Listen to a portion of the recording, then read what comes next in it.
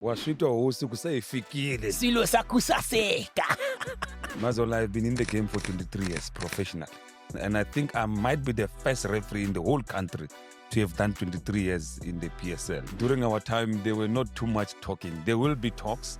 Mistakes will be there by the referees, but it will be minimal. Yes, there are mistakes by referees, but the same thing is done by the teams. Teams are not scoring. One-on-one with the keeper, they can't score. I went to court. I was approached. I reported. And it went to court. So those who say no, he was approached. I went to court, my friend. Let me tell you now. You know what time it is? It's Behind the Boot with Super Journal. I'm so privileged to have my next guest, Victor Hlungwani. Shilo shakusaseka! You know, that's his moniker. That's what he goes by. Former PSL and FIFA referee at the very highest level. He joins me for the hour.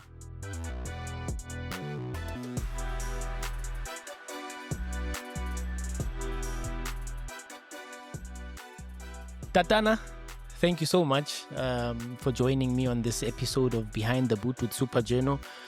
You know, you've done so much. You've become a popular figure. When people see decisions wrong or right in the Betway Premiership or any game, be it CAF Confed or CAF Champions League, they want to hear from you. How does that feel as well, like being the authority in terms of the law book representation long after you've retired to still be invested in this game as well? Thank you, Mazola. Good morning. It's an honor for me to plow back. 1, 2. Mazola, I've been in the game for 23 years professionally. When I started in 1991, if you look at 23 years of international football, 8 years of international football, that experience is a milestone. And I think I might be the first referee in the whole country to have done 23 years in the PSL national panel. So to be given that opportunity to, assist in interpretation of the FIFA laws of the game in decision making, it's an honor for me. And I don't do it alone. I have to consult the book. I love how you're always carrying that book around. It shows that you are invested in the laws of the game as well. Exactly. If you give a decision without the support of the book, then you are wrong on point of law and you are not factual. So when you are factual, you must have the book. Don't use emotions. I don't use emotions. I just enjoy. So, when I enjoy, when you enjoy something, there will always be that thing of shilo shakusaseka to show the enjoyment of what I do in terms of the guidance that I get from the laws of the game. So it's an honor for me. Yeah, I mean, things have changed since your time as a referee. What do you think back to in terms of tools that could have helped you in your time? What do you envy most about today's referees? Yeah, things have changed, Mazol. During our time, there were not too much talking. There will be talks. Mistakes will be there by the referees, but it will be minimal. So things have changed in the refereeing fraternity where we had more mistakes and more talking. Some talks are not supported by law. It's just emotional talk. But then we have to cool them down with the law. Tranquille. We have to tranquil them with the law. Even when we tranquil them with the law, still people don't understand, don't want to accept. Hence, we bring the FIFA fair play principle that says play to win, but accept defeat with dignity. Genuine reason will self-evident. You win some, you lose some. So people don't want to accept, but it's only a game, and games, you win some, you lose some. So learn to lose graciously. Don't blame anyone for your loss. So people want to blame this and that for their loss every time. But when they win, even if the referee make a mistake that assisted them to win, they say nothing. And we have defended decisions against Kaizer Chiefs. We have defended decisions against Orlando Pirates, against any other team. I mean, for example, Mazol, you had a coach of Stellenbosch saying Chiefs is getting penalties and red cards. They might as well start playing with, practicing with 10 men. We defended that decision because all those penalties and red cards were correct. So we don't target any team. If you are wrong, you are wrong. If you are right, you are right. It ends there. And were people accepting of defeat and taking wins, taking defeats gracefully in your time as a referee? As you mentioned, 23 years of blood, sweat, and tears, the laws of the game. How were they taking it at the time? Because over the years, the generations have changed. Some of those club bosses might still be around as the club bosses running the tight ship, but letting maybe their families or their kids or having employed other people to do the day-to-day running of the club. But they were more hands-on at the time. Mazolo, I've mentioned something that things have changed. During my time, we used to have betting, but it was 1 or 2. Hey, but now, hey, it's a lot. So some of these decisions where people don't accept, I believe it's influenced by betting. Someone has lost money and then he cannot accept that my money is gone. So he will look for all sorts of excuses, even if he can see the truth. But he can't accept the truth that hands were used. They still believe these hands were not. Penalty is a penalty. It's not like, I like what you always say, it's not like eggs. It's not like eggs. If there's impeding, we have to give and say that it is a penalty. So now that change in terms of people using social media. Some are even fabricating that I've been fined 23 million. I said, which tribunal is fined 23 million? Where will I get 23 million? So things have changed. The use of social media has now infiltrated our game, whereby during our time, we will have people complaining, we will have people praising us, but not as much as this time. And there are some fair and honest supporters of different clubs that will say, gents, we lost. But there are some who they don't want to take no. They just want one, which is win, and that's it. And in a game of football, doesn't work like that. Law 10 said it's clear. A team that scored the greater number of goals shall be the winner. If there's equal number of goals, it shall be termed a draw. That means you must accept 3 things when you go to a match: win, lose, or draw. If you don't want to accept these 3, stay out of our game because you will ruin our lovely game. But in your times, you'll correct me if I'm wrong, Vic, but safety concerns maybe were more prevalent in your era than it is now, because I don't know if during your time there were still bodyguards there. I know we've spoken about this a lot, where because of COVID there were cost-cutting measures where security for match officials was taken away, but it's since been brought back, and it's something that has always been there long before the COVID days. What was it like during your era? Did you fear for your life? Because you were a referee at a time also when stadiums were packed. People were also you talk about how people are emotionally invested now, but because of maybe their betting slips or maybe they've stand more to lose for one reason or the other. But at the time, it almost felt like football was a matter of life and death. Stadiums were packed. You could go do a Dynamos Santos game and in Toyando, and it will be packed to capacity.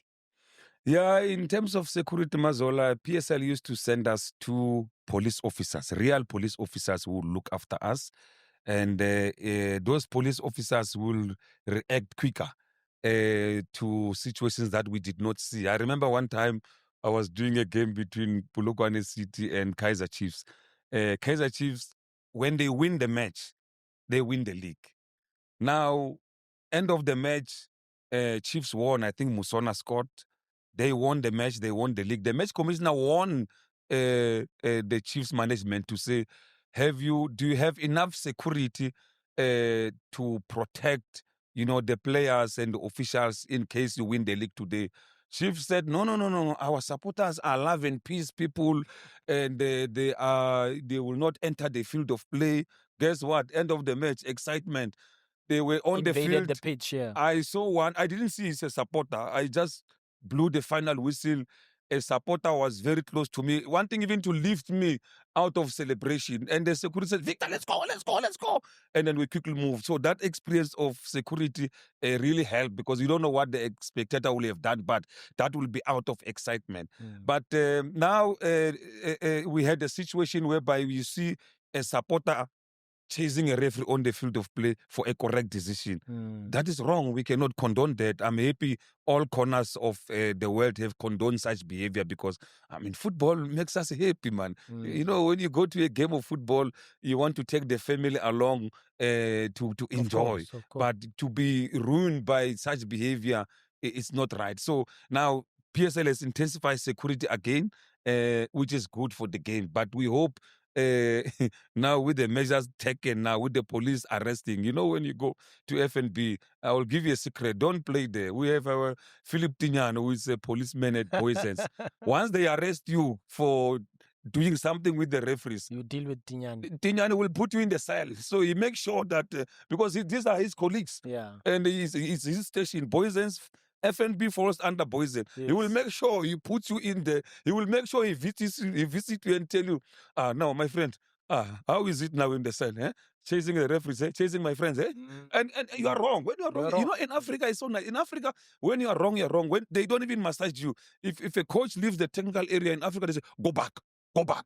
They don't, may you please go back, go back, because you are wrong on point of law. Yeah, so people must just learn to respect the laws of the game. Do you think maybe people also have this type of reaction because there's been a decline in the standard of refereeing? Not only per se. Yes, there are mistakes by referees, but the same thing is done by the teams. Teams are not scoring. One-on-one with the keeper, they can't score. Now, why are they not turning against the teams to say, Shivaviri, you were one-on-one with the keeper. You did not score. Now, when a ref make one mistake, you make lots of noise. It's not fair. I mean, we had the Kaiser Chiefs keeper making a mistake against Sundowns. Shalulile pressed him, Peterson.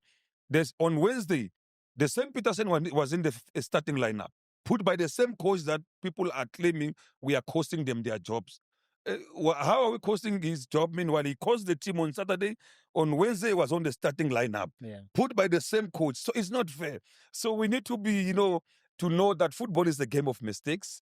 Hence, FIFA brought in VAR to assist the referees.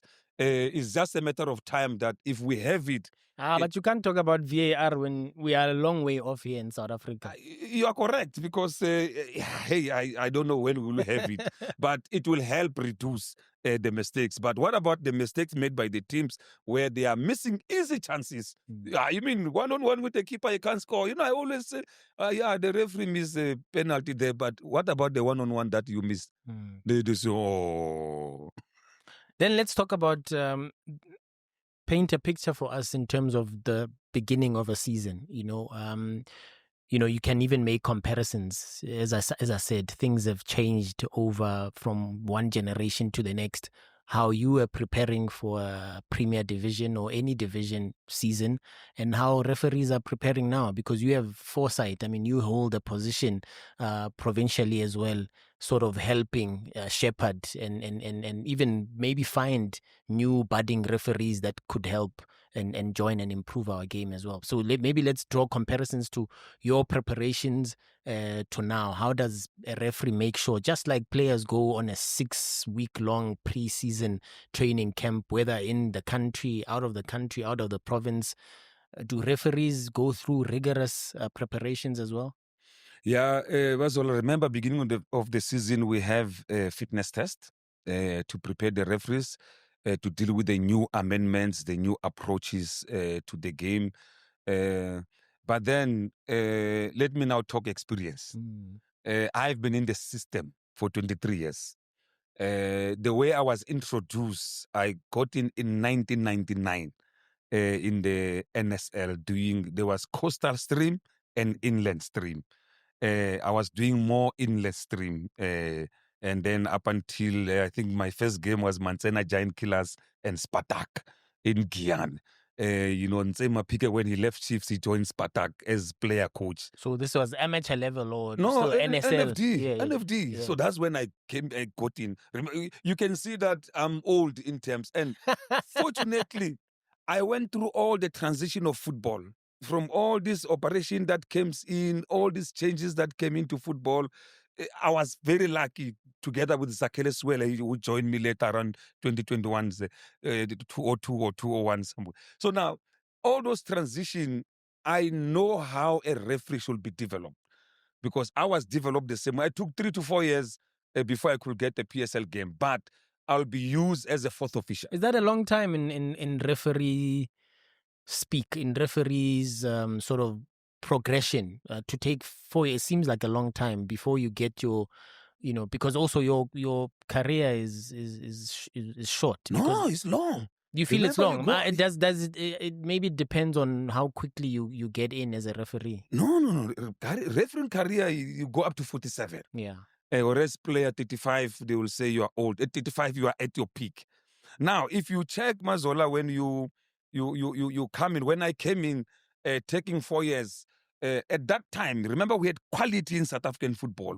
Bo Jerome Demon, Petras Matabela, Ronnie Marule, all these big guys, Walter Muchubela, to break in there, it was very difficult. Even when you go to back to all the big teams in the league, you have Kaizer Chiefs, Orlando Pirates, where you had top players to break into that team for a youngster.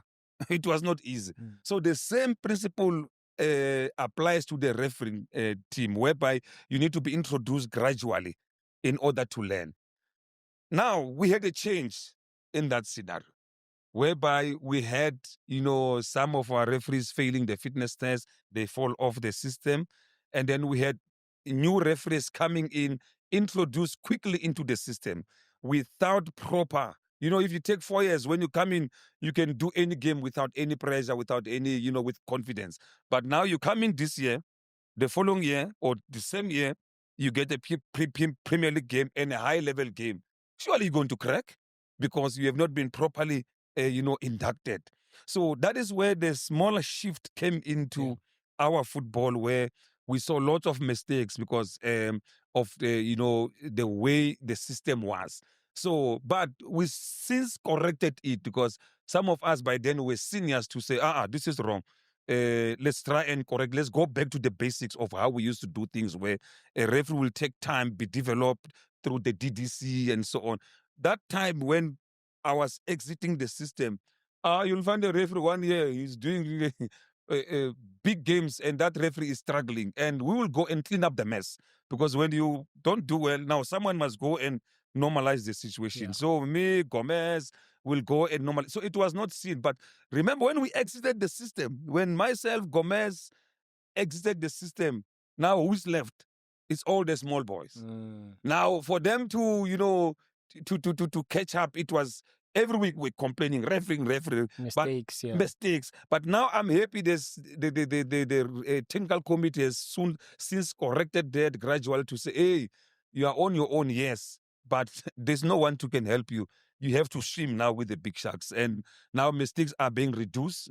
And I can't say we are there, but at least all the decisions that they take, we can defend them. Yeah. Let's zoom in a little bit into your role then, in terms of what, the role that you play. You mentioned obviously there's a review committee, we know at SAFA. There's a committee that you also part of. I mean, you always speak about how you consult, even though maybe a decision is clear cut to you on the naked eye, but you still have your colleagues and friends that you've been in the business with, and you exchange ideas about a particular moment in a game. Talk us through sort of that process as well, keeping each other accountable, keeping the young referees accountable as well. We've seen some good ones. We've seen some, good outputs, displays. And I must be honest, Tatana, we've seen some shocking decisions as well in the last couple of years in the top flight, especially. I won't even talk about the lower divisions because, there's even people are getting arrested, gunshots at matches, some scary stuff even happening at lower divisions. Yeah, Basil, let's start with my role in Gauteng. In Gauteng, I'm the chairman of referees committee, reporting to the PEC of Gauteng Football Association. My role is to organize referees courses for the Provincial League, which is ABC Motsepe League being the top, Sasso League and the GDL leagues and the GDL for women. So those are leagues falling under my control. All those referees, it is my responsibility together with my committees, my technical committee, my review, to ensure there's proper development. The lower one being the GDL, where we introduce the new referees from all our regions in Gauteng. Recently, we just had one course supported by the Gauteng Department of Sports and Recreation to develop young referees as much as 13, 14, 15 years, because we have under 13, under 15, 17, and 19 in that division. Kaiser Chiefs is playing there, TS Galaxy, Mamelodi Sundowns, Supersport is playing in those leagues. So all those referees, it is my responsibility to ensure that they are properly developed, and of which through the assistance of the department, we are able to, have programs running throughout the year. Now, where do they go to when they graduate? They go to national. Now, we have to make recommendation. And when you make recommendation, you must recommend someone he can pass the fitness test. You give him a game, he can perform very well. So through our match assessors or coaches, we need to have proper reporting that will assist us to say, indeed, we are recommending a referee that will represent Gauteng well at national level. So that is our responsibility in terms of assisting national with a good quality. Ona jalo Mazolo, hey, I'm not happy, man. I don't have lekgowa, man. How can I shave a PSL kaofela? Ha ona lekgowa da. Yeah. I'm busy looking. I got one in Ekurhuleni. But I got are they not interested, maybe? I got one in Ekurhuleni called Laken. There's another one in Rand Central that I'm busy chasing. And I can tell you his name is, what is this? As Shepherd Jr. Oh, okay. Dillon Shepherd Jr. Okay. So the son of... he's not going to play. He wants to be a referee. He wants he's not to going to be like his I dad. heard he's a good player, but now he has joined refereeing. Wow. And I'm busy chasing him to say, hey, come. Yeah. Twice I've invited him. I don't know what happened. I think I have to go to his father and say, give me the boy, man. But the father is keen on giving me the boy. But how do you recruit a referee? What's your selling point for someone to be a referee? We have our local football associations. I'm happy he's falling under Rand Central, where we can get more, because there are two. There's another one who's small, but with these three, if I can put them in the system, I'll be so happy to can feed national with Amahu, man. But why is it so important for you to have, to balance the scale, as opposed to have black referees, Indian referees, white referees? Why is that important? Does it matter? Our minister, Ari. Yeah? Ari, yeah. Yeah, let's say transformation. So it must happen all across the board. All across the board. We need to have all races within refereeing. Now, it's a matter of time someone will accuse us of Bakai Maho. Yeah. And then what are we doing to get Mahoa? So that's what I'm doing. I'm closing that gap to ensure that at least we have, because some of the games, no, when you appoint to let me put a woman here. Yeah. Let me put a corner here. Yeah. For a purpose, because games are different. For example, if you get Chiefs and Pirates, it needs a manager. Of course. But if you get Sundowns and Pirates, a red card can come out.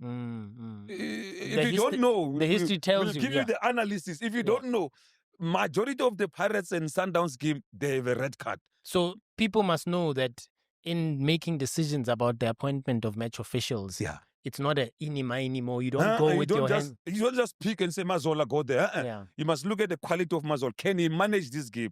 I mean, you have Pirates and Chiefs where it's full house. There are players that will be talked about midweek that, hey, relay is good, Mashangani is good, and you look at the behavior. Khalimates bo Mashangani ba shapa batho ka di elbows, bo relay ba shapa batho ka di mpama, Rakhalimela, bo Mudau, bo Obas, Rakhalimela, and Rakhalimela. It's not like we are against the person. We are now saying, look at this, it will ruin the game, because as a man, one of the qualities of a top referee is to prevent problems. Absolutely. And when you prevent problems using experience, you look at the players that are, instrumental that you need to protect on the field, you speak to them, Sky Mosh, don't spoil my game. And then some of them respond. You manage the situation. Exactly. Tranqui. You get Sereno there. If you don't manage Sereno, you end up giving Sereno a red card. I mean, at one stage, Mazola, I was doing a game, Marisburg and Sundowns it was a cup game. Heriguala or Lucas? Heriguala. Okay. Now, Sereno gets a yellow card, and I could see Sereno, it's, Yeah. I went to Trump. Trump, you are the captain of the team. Your job, you are responsible for the behavior of your own Bua le players. motho wa hao. Wa mmona motho ha bua le yena, I can't speak Spanish. E ka re ha o utlwe ka English. Ke bona Trump ya ra, Sereno, tranquilo.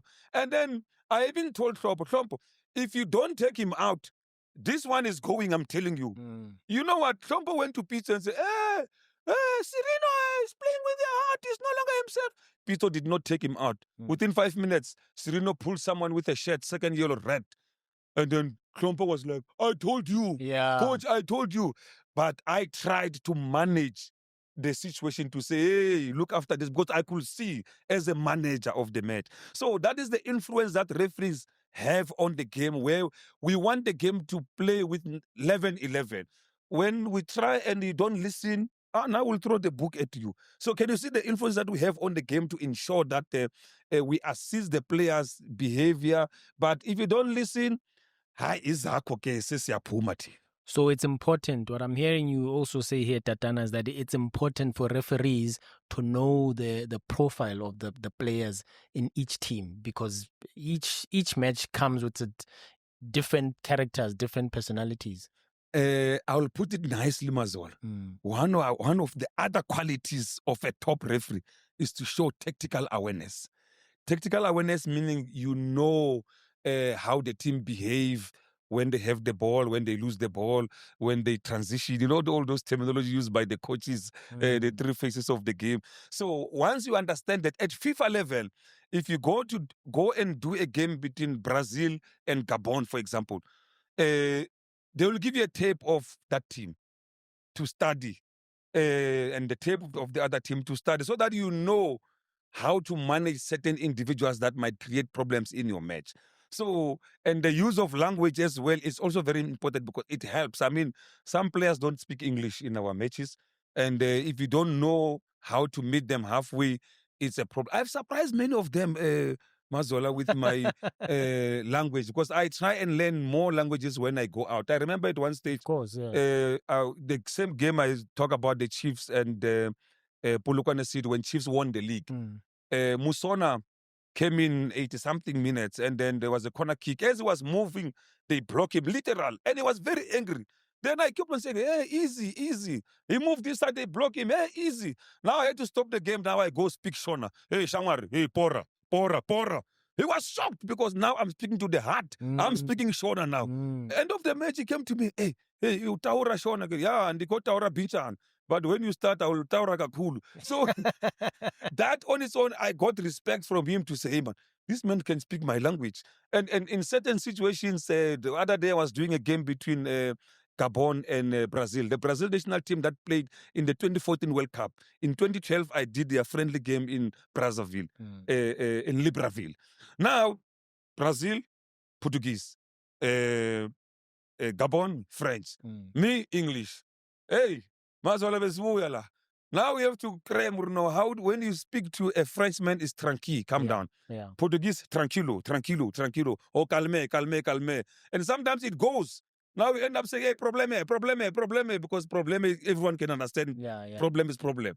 So, but the use of the language will also help. But that's a skill to understand that, you need to learn the languages. That is what showing tactical awareness of the game. So it's important. It's very, very important. If you go there without knowing that, you'll come up with 3 red cards. Yeah. And then so the assessors will tell you, but this one could have been avoided. You see? Yeah. You speak about, preparation, choosing the profile of the right profile of the referee to manage a particular game or situation. Why do we not in South Africa? I've not really seen it much. I mean, occasionally there are reports of the list of match officials for a particular game, I suppose, especially if it's a Soweto derby or whatever. The name maybe is leaked the night before or whatever. But I've seen in other top leagues in the world, they announce who's going to. I mean, even at the World Cup, I think you can have a list of match officials. You correct me if I'm wrong. Match officials for a particular game before the game happens. Why is that not necessarily the case in South Africa? Talk me through that process. Mutimela Commission. If you don't know, Operation Dribble. No. Before Operation Dribble, Yeah. there was Mutimela Commission, where referees were interviewed, where there was an investigation as to why referees were approached, why there was these allegations. Then Mutimela Commission recommended that appointment must be kept secret, must not be known. That is the commission. That is the finding of the commission. And ever since that, SAFA and the PSL have implemented the resolution of that commission, because when the referees know, if you say Mazola is going to do Royal AM and Polokwane City, Mazola will tell you, I got a call to say, can you please help us? So that came from that commission. So the commissioner recommended no, appointment must not be known. Whereas at FIFA CAF level, you'll get an appointment today, Mazola, that... SAFA will even announce that Victor Hlungwani and Victor Gomes are on their way to Algeria to referee Algeria versus Morocco in a North Africa derby. And even those teams will know that I am coming to their match. Yes. So at FIFA level and CAF level, they announce, because the teams will know who's our referee. But in South Africa, it's because of the commission. So at CAF level, maybe it has not reached that stage whereby they can hide appointments. So that is the situation in terms of the appointments. Commission of Inquiry versus at CAF, there is no findings or reason to can hide appointment. They try to announce them. So when they announce them, I don't know who approached who, but yake na call Hlungwani ke tsiba utla wena. Then haso batsibisa kakwa, and then but let's stop it, and then why stop like that? So that suggests bribery of match officials really is a serious issue in from a South African context, at least, if the commission had to go that far. Remember, we had several commissions: Mutimela Commission, Operation Dribble. Yes. And let me also clear the air, because there are some people who say Hlungwani was approached. Yes, I was approached. I went to court. Let me repeat this, Mazol. I went to court after I'd been approached in Capton Park. So what year was this again? 2006, 2007. I went to court. I was approached. I reported. And it went to court. So those who say, no, he was approached. I went to court, my friend. Let me tell you now. I went to court to defend the federation. Awainga. Awainga.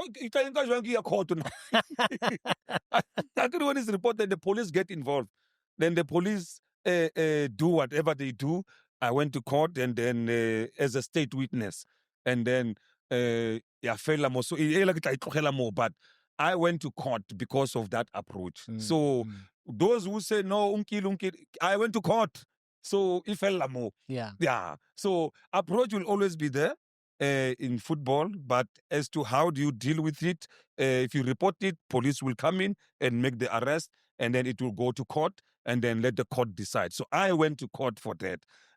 But if you look at different commissions, I think there were 3 commissions that I know: Mutimela, Operation Dribble. There was Siminya Commission as well during my time. So you can see there's a lot. Why are these commissions? And who institute these commissions? It's SAFA and the league that says, hey, our brand mark cannot be tarnished. Yes. Let's try and clean up. And then in 2005 or 2006-07, that's when PSL introduced a stipend, whereby referees are now given a particular amount. It started with 2,000 because I was there every month, whether referee or refer, and that helped reduce all these temptations. Since then, football became better. But before that, there were teams complaining, I scored a goal, it was taken out. Then SAFA and PSL will come and say, hey, let's look into it. But now, when last did we have a commission of inquiry? So really, you think the introduction of stipends was a game changer for match officiating? Big game changer, because I was there. Remember 2005, many referees were removed from the panel. And then thereafter, we had a huge change. I was there, whereby you could see teams winning, fairly. You can see the reduction of mistakes. Although there was a knock as well as to we lost some senior referees who were very, very, very good. But some findings we did not get as to what did he do. But we don't know what's happening behind closed doors. And then, but all we can say, or what we see, or what we saw, is that from there, the football, became, much better, and teams won on the field than having some manga. Because to a large extent, the match officials were now being taken care of financially. Financially, yes. Because this people forget this is still a part-time job. Exactly, and some rely heavily on it. And the worst one is referees are not corrupt. Yeah, referees are not corrupt. Who approach a referee? Yeah, it's the team. It's somebody who's disparate who approach a referee. But if you accept, it means you are corrupt. Then you are corrupt. Yeah. So can you see it's secondary? The primary and secondary. So the primary is someone there. The referees don't do it. They don't approach clubs to say, I can Hey, so we don't do that. Referees going to the teams and say, but teams will come out of desperation, and then referee will now have to respond out of his financial situation. If he's stable, then why should I take bribery? But if he's vulnerable, then that's when some were tempted before. And the Mutimela Commission realized that. That's why they say, hey, what can we do to assist? That's where stipend came in, and our football. And all thanks to the leadership, Dr. Koza, and the leadership of SAFA by then, that says, we want our league to be won on the field of play, not with these things. And from there, I mean, referees were happy, and then performance was good. Even today, they are still happy because they still receive that stipend. And Ingatanyana, no, because... Yeah, I was going to ask, what are the numbers sitting at? Because I remember doing an article a few years ago. I think it was just before the COVID-19 pandemic. Something around 4,000, 5,000. When I retired in 2021, it was 5,600. For the match, the referee on the day. No, for the stipend. Yes, or for the stipend in general. Before, whether you are, before match fee. Yeah. It was around 5,600. How much 5,600? Habanka tax salaka for. You can buy groceries, you can buy anything. Why should you go and take something from the side? Meanwhile, there's enough for you. On top of that, how refa game A1, it was around 6,000. Yeah, eight. For us, now it depends how many games you get. If you get a game a week or you get 2 games a week, or not. For us, my friend, we get 2 a week. Hey, so what was the reason for me to can go and look for money somewhere? Meanwhile, I'm guaranteed. And looking at, you also have to look at your reputation. I mean, if you are involved in such things, it involves your family, your friends, your colleagues, everyone, you're putting their name into disrepute. So now you have to look at yourself and say, let me service the game. The game is looking after me. And if the game is looking after you, you must look after the game. How much of, sort of character, what's the word I'm looking for? In terms of assessing someone's character when you recruit them as a referee or you appoint them for big matches, or you say now you recommend them to be part of a FIFA panel as well. How much do you assess their character? Because you talked about game management, player profile. How much of that plays a role as well? There's regulation, Mazola. For example, let's talk of regulations to promote a referee for FIFA. If you are promoted for FIFA, FIFA has put guidelines that referee must have done 2 years Category A matches. 2 years. For those who don't know, what's a Category A match? Category A matches is Pirates Chiefs, Pirates Sundowns, Amazulu, Arrows, Cape Town City, and what's the other team? Stellenbosch. Tshwane Derby as well. These are Category A matches. You must have done them 2 years. If you look at the Gaza now, Skumbus, he has been promoted. let's look which games has he done. He has done many Category A matches. course. So he qualifies to be promoted and represent the country, because all of us have seen his qualities. When he's there, he's now representing all of us. When he go out there, they are called South African referees. It's like Bafana Bafana. Although the salary now is different because it doesn't come in rands, it comes in dollars. But at the end of the day, he's now representing. If he mess up there, they are saying South African referees are bad. So those are the qualities that SAFA will be grooming you in to say, let's test him on a game between Amazulu and Arus.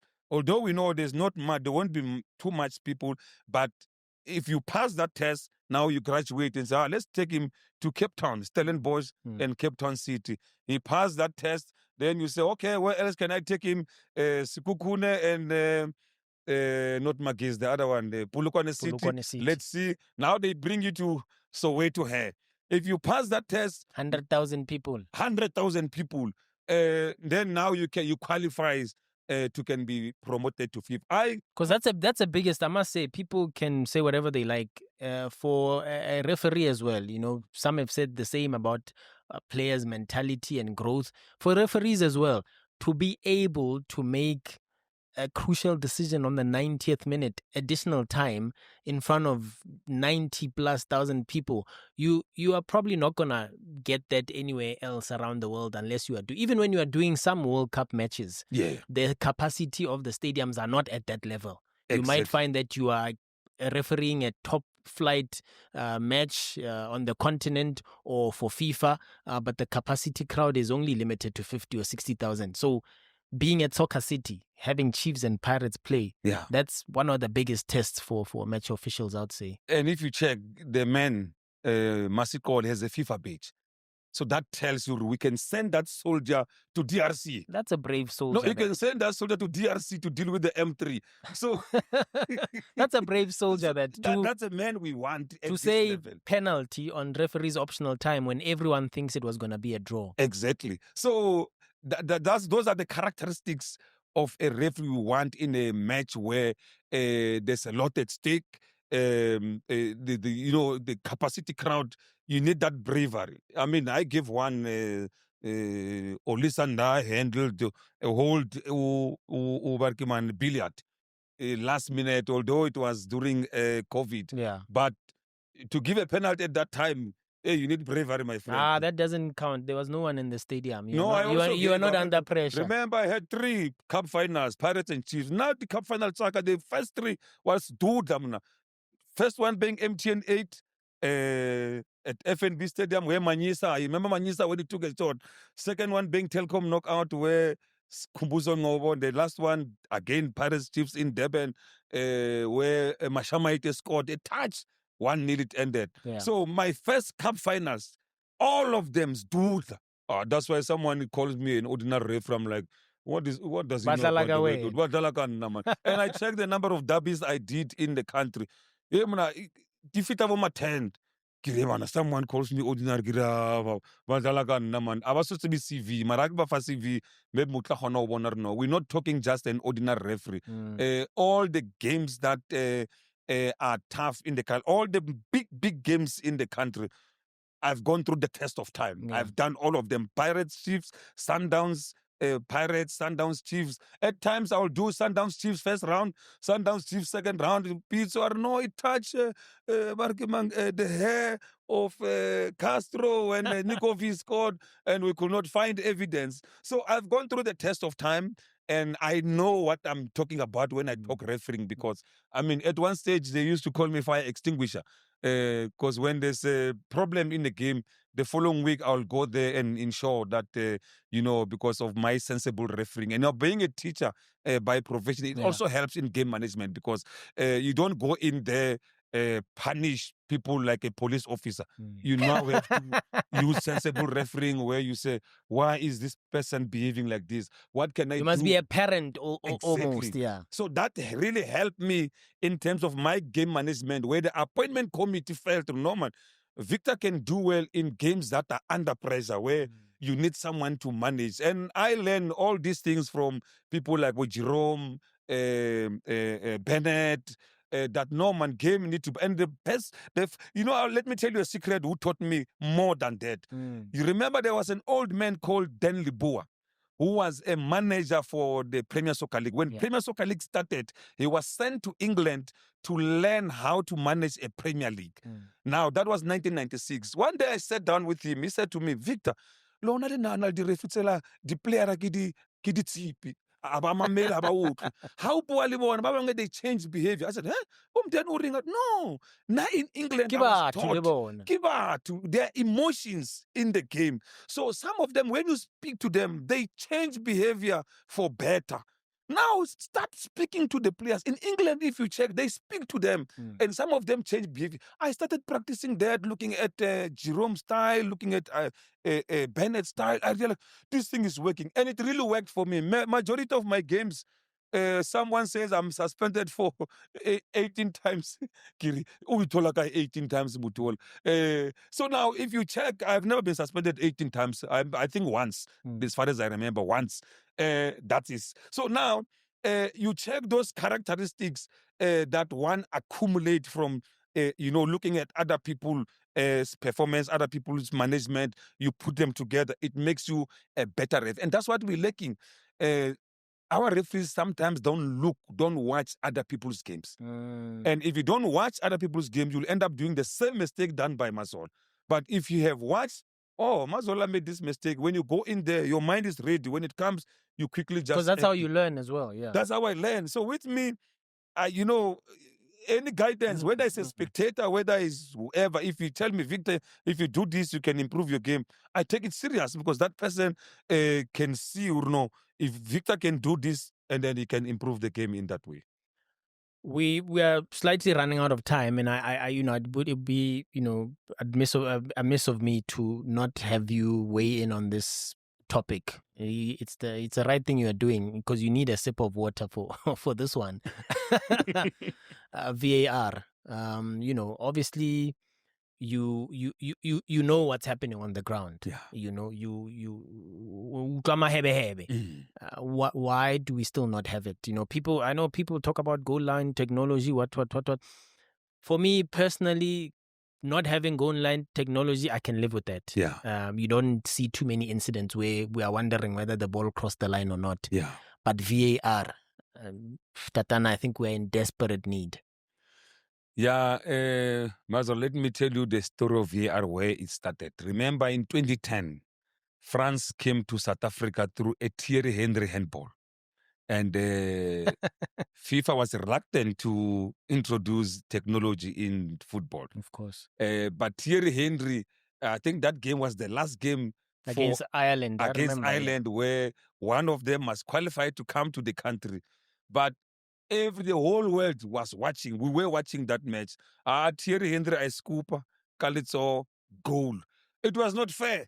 And I think it ended up in courts, because that was a daylight robbery by Thierry. Because you talk about, sorry to cut in here, but you talk about, some people might not understand why it went even to courts and things like that.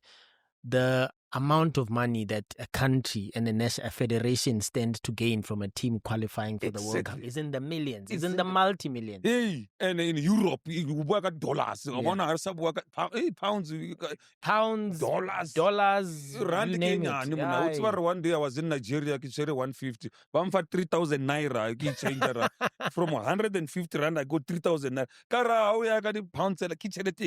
So from there, when France came to South Africa through that handball, and they ended up in our group, coming here illegally. So FIFA then said, no, VR is the way to go.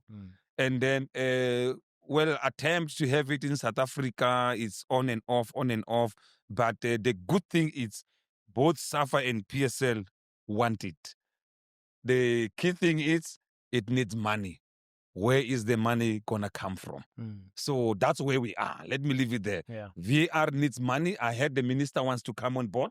Yeah, I mean, he's been very vocal about wanting to get involved from a VR point of view, and I do wonder about government's involvement in football affairs as per FIFA's No. FIFA standpoint. No, when they assist financial, there's no problem. Yeah, The only problem it's is the when meddling on the politics and the Yes. day-to-day running, so to Exactly. speak. When they remove the leadership of SAFA, that's where the problem comes in with FIFA. But when they assist the federation, because after all, when you want to host a particular tournament, you must get guarantees from the government. From the government, of course. Makes sense. But government wants to assist, so we'll leave it there between our leaders to say when. The question we can ask, especially you guys from journalistic point of view, is when are we having it? But we really need it. It will improve our game, because our game, there's a lot at stake, and people love the game. Yeah, that was going to be my question. If we are to move away from the decisions about when and how, that's fine. That's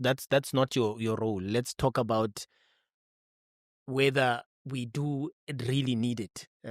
Explain to me what major differences will it bring to our league, to our game, assisting match officials for them to be better resourced in terms of minimizing mistakes as well.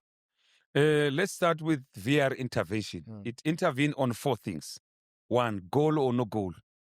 Penalty area incident. Penalty or no penalty. Mistaken identity and straight reds. Now, I'll give you several scenarios where in our league, VR could have intervened. Let's start with a game between Swallows and Sekhukhune. Sangara has the ball. Mango challenge him, push him, ball end up in the net. Goal given. VR will have changed that decision. Of course. Yeah, we go to Yusuf Mart in one game. He kicked somebody from Pirates. I don't know whether it was Saling, where he was supposed to be sent off. He was not sent off because the referee missed it. So many incidents where referee gave a yellow that could have been a red, or goal scored or goal denied that could have been given by VAR. So all those 4 interventions, we had a lot in our South African games. A lot that we analyzed on Soccer Zone, Mazola, you have seen it. And when you look at them, you're like, no. This one VR could have assisted. So that is the reason we need VR, because all those end up changing in the decisions or the results of the match, or influencing the results. And that's what we don't want. Mistakes will be there. But then if they change the outcome of the match, there will be consequences where we saw referees being suspended. I mean, for example, the ones that Sangara and Mango, referees were suspended for 16 weeks. There's one now in the ABC, in the NFD. That's Dudla offside. Although I don't think we'll have VAR strictly on the NFD, because not all matches, but similar example like that, VAR will come in and assist. Yeah, no. It's important, and thanks for clarifying that from your point of view why it's needed. Parting shot, Tatana. Any changes in the law books that can be expected? I know you guys like to fiddle around with the rules of the game. Now at the end of the season, we fast approaching the end of the season, May, June. Obviously, we're going to have the Club World Cup. We're going to have the AFCON in December. And then we've got the big one next year. We've got the 2026 FIFA World Cup as well. Should we expect some surprises from Mahebe Heba? And our Yeah, they met in December, IFAB and FIFA. They discussed, one of the discussion point was on the goalkeeper handling the ball for 6 seconds. Remember now, the goalkeeper can hold the ball for more than 6 seconds. Now, FIFA has realized that, hey, these people are holding the ball for more than 6 seconds and they are not getting punished. So now, FIFA is doing an experiment now to say, in March, if IFAB agrees, remember everything has to go via IFAB. Those who don't know, IFAB is International Football Association Board that was established in 1863 by England, Wales, Scotland, and Ireland. This is called UK. So these are the people who still owns the loss of the game, who still have rights to say, yeah, we agree, we can implement this, and then FIFA adopt it. So now, when IFAB final agrees, it will be taken to FIFA for endorsement, and then it will be implemented. So the 6 seconds might go to 8 seconds. So when it goes to 8 seconds, it means if the goalkeeper we're holds giving the him ball, longer.